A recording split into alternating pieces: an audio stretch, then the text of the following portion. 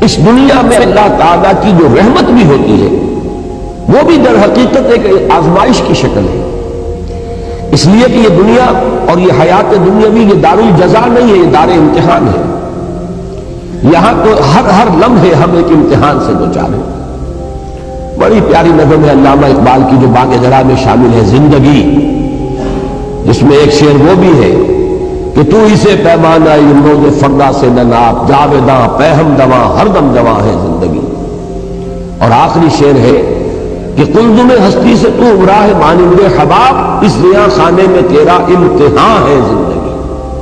اور یہ در حقیقت ترجمانی ہے سورہ ملک کی اس آیت کی کہ ہم نے خلق الموت والحیات لیبلوکم ایکم احسن عملا۔ یہ موت و حیات کا سلسلہ، حیات مسلسل چلی جا رہی تھی، موت کا وقفہ ڈال دیا گیا، اس کے حصے کر دیے گئے تاکہ ایک چھوٹا سا حصہ علیحدہ کر لیا جائے، small chunk of our life وہ علیحدہ کر لیا گیا تاکہ اس کو ایک امتحانی وقفہ بنا دیا جائے۔ قلزم ہستی سے تو براہ مانند حباب، اس زیاں خانے میں تیرا امتحان ہے زندگی۔ آگے چل کر اب زیادہ دور نہیں ہے، سورہ دہر میں بھی یہ مضمون آئے گا، سورہ ملک میں تو آ ہی چکا ہے بڑی وضاحت کے ساتھ، خلق الموت والحیات لیبلوکم ایکم احسن عملا۔ اور ہر لحظہ یہاں امتحان ہے، کبھی اللہ تعالیٰ کچھ دے کر آزماتا ہے، کبھی کچھ چھین کر آزماتا ہے۔ دے کر آزماتا ہے کہ بندہ شکر کرتا ہے یا نہیں، کبھی چھین کر آزماتا ہے کہ بندہ صبر کرتا ہے یا نہیں۔ ہر حال میں وہ میرے دامن سے وابستہ رہتا ہے یا نہیں، ہر حال میں راضی برضائے رب رہتا ہے یا نہیں۔ کہیں ایسا تو نہیں ہوتا کہ اگر نعمتوں کی بارش ہو تو ہم سے غافل ہو جائے، ہماری طرف سے منہ موڑ لے۔ کہیں ایسا تو نہیں کہ اگر کوئی تکالیف آ جائے، ہجوم کر جائے تو پھر شکوہ اور شکایت کا لفظ زبان پر آ جائے۔ ہر حال میں ہونا یہ چاہیے کہ راضی برضائے رب رہے بندہ، چاہے یہ حال ہو چاہے وہ حال ہو۔ اس میں جو کلائمیکس ہے وہ سورۃ الفجر کی آیت ہے کہ انسان اگر اس دنیا کے اندر بدلتے ہوئے حالات کو چاہے، توحید مکمل ہے اس کی کہ وہ اللہ ہی کی طرف اس کو منسوب کر رہا ہے۔ فَأَمَّا الْإِنسَانُ إِذَا مَا ابْتَلَاهُ رَبُّهُ فَأَكْرَمَهُ وَنَعَمَهُ فَيَقُولُ رَبِّي أَكْرَمَنِ۔ انسان کا عجیب حال ہے کہ جب اس کا رب اس کو خوب نعمتیں دیتا ہے، آزماتا ہے اس صورت میں کہ نعمتیں دیتا ہے، خوب اس کو اکرمہ عزت دیتا ہے، فیقول ربی اکرمن، تو وہ کہتا ہے مجھے رب نے عزت دے دی، باعزت بنا دیا، میرا اعزاز فرمایا۔ اب دیکھیے شرک یہاں نہیں ہے، وہ سب سے بڑی گمراہی جو ہے اس سے تو انسان بچا ہوا، میرے رب نے مجھے عزت دی۔ شرک نہیں ہے، توحید موجود ہے، توحید میں کہیں کوئی اس میں کوئی خلا نہیں، کوئی نقص نہیں۔ وَأَمَّا إِذَا مَا ابْتَلَاهُ فَقَدَرَ عَلَيْهِ رِزْقَهُ فَيَقُولُ رَبِّي أَهَانَنِ۔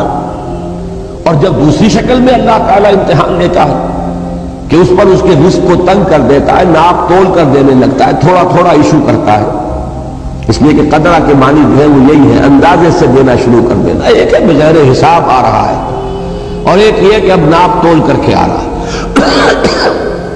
فَيَقُولُ رَبِّي أَهَانَنِ، تو وہ کہتا میرے رب نے تو مجھے ذلیل کر دیا۔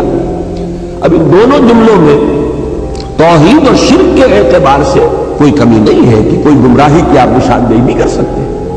اللہ نے عزت دی اور اللہ نے ہی ذلیل کر دیا، لیکن فرمایا کلا، ہرگز نہیں۔ یہاں نفی کس اعتبار سے ہو رہی ہے کہ ابھی ہدایت کا ایک درجہ اور ہے۔ تم یہاں مال و دولت اگر مل گیا ہے تو سمجھ رہے ہو کہ یہ عزت ہے، اعزاز ہے، حالانکہ یہ بھی امتحان ہے۔ اور اگر کہیں تنگی آ گئی تم سمجھ رہے ہو یہ توہین اور تذلیل ہے، حالانکہ یہ بھی توہین اور تذلیل نہیں ہے، یہ بھی امتحان ہے۔ یہ دونوں کیفیات اس اعتبار سے برابر ہیں کہ یہ بھی امتحانی کیفیت، وہ بھی امتحانی کیفیت۔ ایک درجہ اس سے بھی اوپر ہے ہدایت کا، لَتَرْكَبُنَّ طَبَقًا عَنْ طَبَقٍ، ہدایت بھی درجہ بدرجہ آتی ہے۔ سب سے بڑی گمراہی تو یہ ہوتی کہ انسان یہ کہتا کہ مجھے نعمتیں ملی ہیں، یہ تو لکشمی بائی کی کرپا ہو گئی، فلاں دیوتا راضی ہو گیا، اس کی نظر عنایت ہے، مجھے یہ سب کچھ مل گیا۔ اب یہ تو ضل ضلالا بعیدا، یہ گمراہی کی بہت دور کی شکل ہے۔ اور کہیں اگر کوئی تکلیف آ گئی، فلاں دیوتا ناراض ہو گیا، معلوم ہوتا ہے کہ فلاں دیوی یا دیوتا کی نگاہ کرم ہم سے پھر گئی ہے، دو قربانیاں، آؤ کوئی ڈنڈوت کرو، کوئی تلافی کرو، راضی کرو۔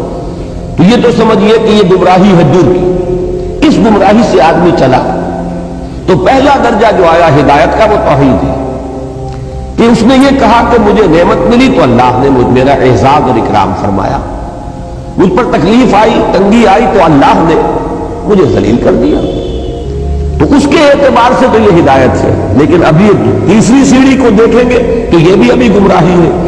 وہ تیسری سیڑھی کیا ہے کہ یہ دونوں حالتیں مساوی ہیں، یہ دونوں حالتیں امتحان ہیں، دونوں میں اللہ آزما رہا ہے۔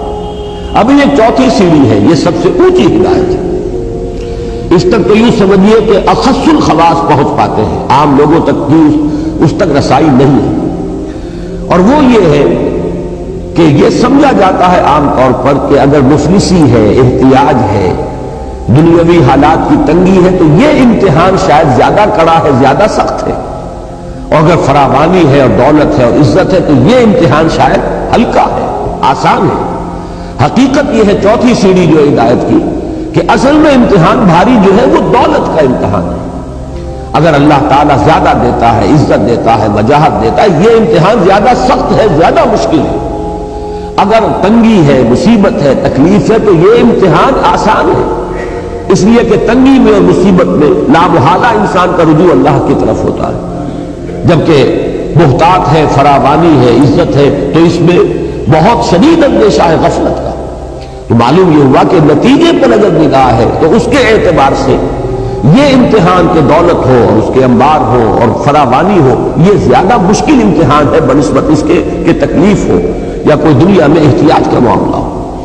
اس کے حوالے سے یاد رکھیے امام احمد ابن حنبل رحمۃ اللہ علیہ کا وہ واقعہ کہ ایک زمانے میں حکومت جو ہے تشدد کر رہی تھی، شدید ترین عتاب میں آئے ہوئے ہیں، مار پڑ رہی ہے، جیلوں میں ٹھوسا ہوا ہے، اور الفاظ یہ آتے ہیں روایات میں کہ وہ مار ماری گئی ہے کہ اگر ہاتھی کو بھی وہ مار ماری جاتی تو بلبلا اٹھتا، لیکن کبھی کوئی آنسو جو ہے آنکھ سے نہیں ٹپکا۔ لیکن جب حالات بدل گئے اور اب دارالخلافہ جو ہے یا بیت الخلافت، وہاں سے اب آ رہے ہیں اشرفیوں کے توڑے لے کر ایک شخص آیا ہے، تھیلی لے کر آیا ہے کہ یہ خلیفہ نہیں، کیونکہ خلیفہ بدل گیا، اب حالات جو ہے حکومت کے تبدیل ہو گئے۔ تو جب وہ تھیلی پیش کی ہے ان کی خدمت میں اشرفیوں کی، تب رو پڑے کہ اللہ میں اس امتحان اور آزمائش کے قابل نہیں، یہ امتحان کہیں زیادہ سخت ہے، کہیں مشکل ہے۔ تو ان چار درجوں کو اگر اللہ تعالیٰ توفیق دے تو یاد رکھیے۔ اب دیکھیے ریلیٹیو، یہ جو تھیوری آف ریلیٹیوٹی ہے یہ ہر جگہ چلتی ہے۔ سب سے اونچے درجے کے اعتبار سے دوسرا درجہ بھی گمراہی کا ہے، پھر اس کے اعتبار سے تیسرا درجہ اور گمراہی کا ہے، اور جو سب سے نیچے ہے وہ تو خیر گمراہی ہے ہی ہے۔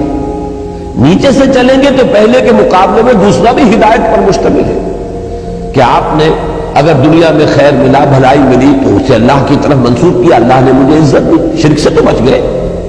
اگر تکلیف آئی، مصیبت آئی تو اس کو بھی اللہ کی طرف منسوب کیا، اللہ نے مجھے ذلیل کر دیا، شرک سے تو بچ گئے، تو اس کے مقابلے میں ہدایت پر آ گئے۔ لیکن اس سے اوپر کی ہدایت ہے یہ کہ آپ ان دونوں کے اندر کوئی فرق و تفاوت ہی نہ کریں، دونوں امتحان کی کیفیات ہے، نہ یہ عزت ہے نہ وہ ذلت ہے۔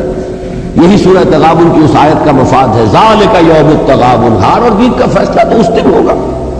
اس دن جو بری ہو گیا عزت اس کے لیے ہے، اور اس دن جو جہنم میں جھونک دیا گیا ذلت اس کے لیے ہے، چاہے دنیا میں قارون کی دولت اس کے پاس رہی اور فرعون اور نمرود کا اقتدار جو ہے اسے حاصل رہا۔ اور سب سے اوپر یہ ہے کہ اصل کڑا امتحان جو ہے، حضور کی حدیث یاد کر لیجئے، ما قل و کفا خیر مما کثر و الہا، جو کم ہو لیکن کفایت کر جائے، بنیادی ضرورتیں پوری ہو جائے، کسی کے سامنے ہاتھ نہ پھیلانا پڑے، وہ کہیں بہتر ہے اس سے کہ جو کثیر ہے لیکن غافل کر دینے والی شے۔ جہاں کثرت ہوگی محتاج ہوگی، غفلت آ جائے۔